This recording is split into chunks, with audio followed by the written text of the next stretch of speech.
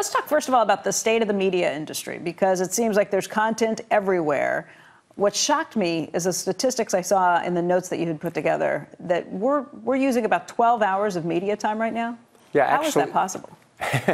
Actually, in the past few years, with the explosion of content, people are actually watching more media. They're just watching it differently. Most of the media is consumed on TV and mobile platforms, and how you consume media kind of depends on what demographic you're in. But 12 hours, you start getting to that, and there's only so much growth you can go from there. How are people actually using 12 hours? That includes Facebook, that includes Twitter, yes. that includes everything. Yeah, traditional and digital. And we're probably pushing against the natural limits of sleep. I mean, people still have to sleep.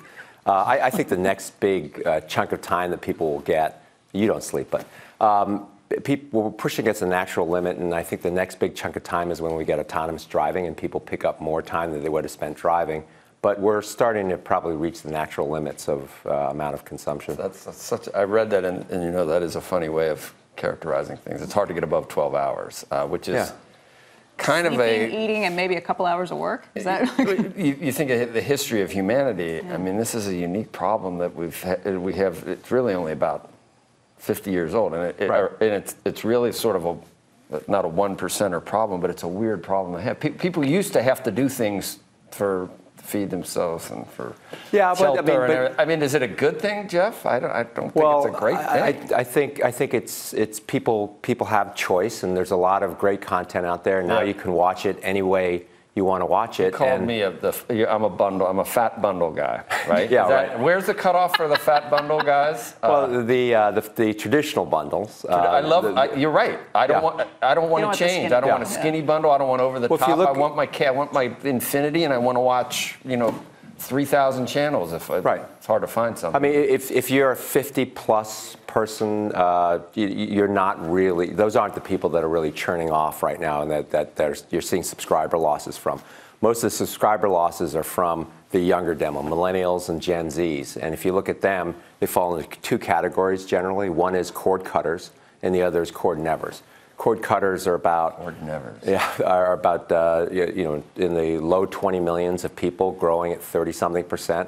The cord nevers are in the mid 30 millions of people, growing at 66%, right? And those are people that are native first generation, and they represent a big chunk of the population, like 45% and growing. And that's why there's a big concern that population is going to become greater. But when you look at kind of people who are leaving a traditional pay TV services, you have to look at the demo, because the older people really aren't leaving in any big number traditional pay TV packages. It's really the younger people, and the concern is that you're driving new habits, and people are trying to figure out what's the new habit and how do they get in there. And from an investor's perspective, what's the answer? Who are the winners here? Who are the potential losers when you have Americans already spending 12 hours a day with media?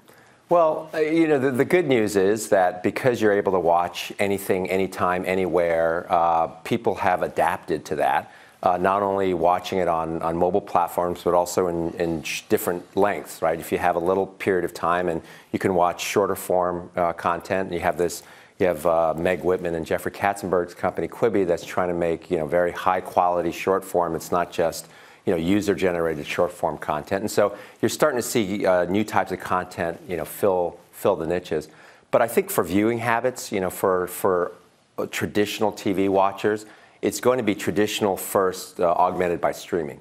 For some of these new, younger people who live off streaming, it's going to be streaming first, augmented by live and traditional. And I think you're going to see new bundles that are oriented that way.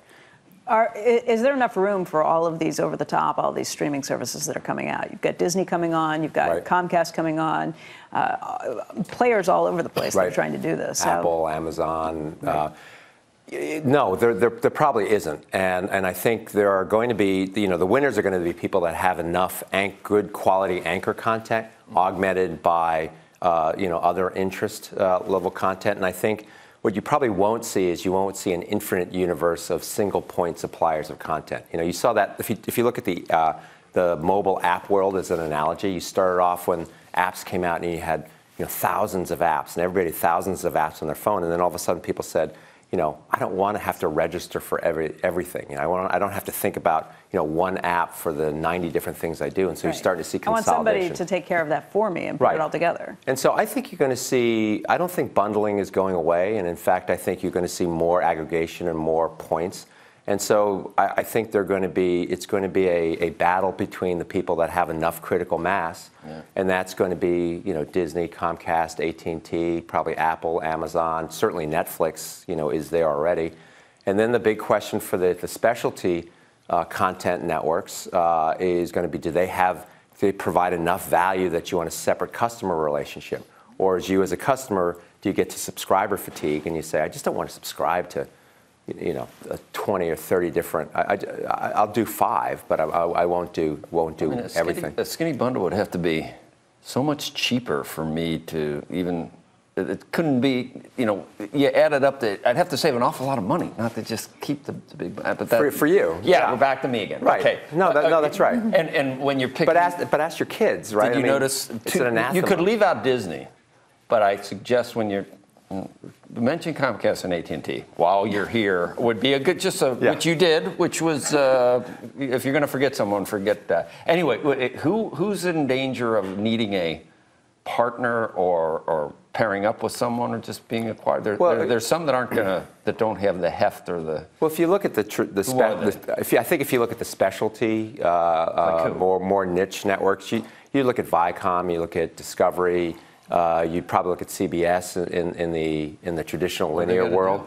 Well, either they're going to provide enough value and enough differentiation that people have, continue to have a single direct customer relationship, or they will combine. And then in the digital world, you have people with others, you think they get bought? Yeah, I would think so. And then in the digital world, you have people like Tastemade and Cheddar and Vice and Vox and people like that, and they're all trying to get enough heft from a digital base, and they probably would like to be included in distribution on traditional linear, and they want to be included in these skinnier hybrid bundles that a lot of the larger distributors will create. But who's coming to you now for money? I mean, what's interesting that you see? What's the coolest thing you've seen in the last 6 months, would you say, that Redpoint might get involved with?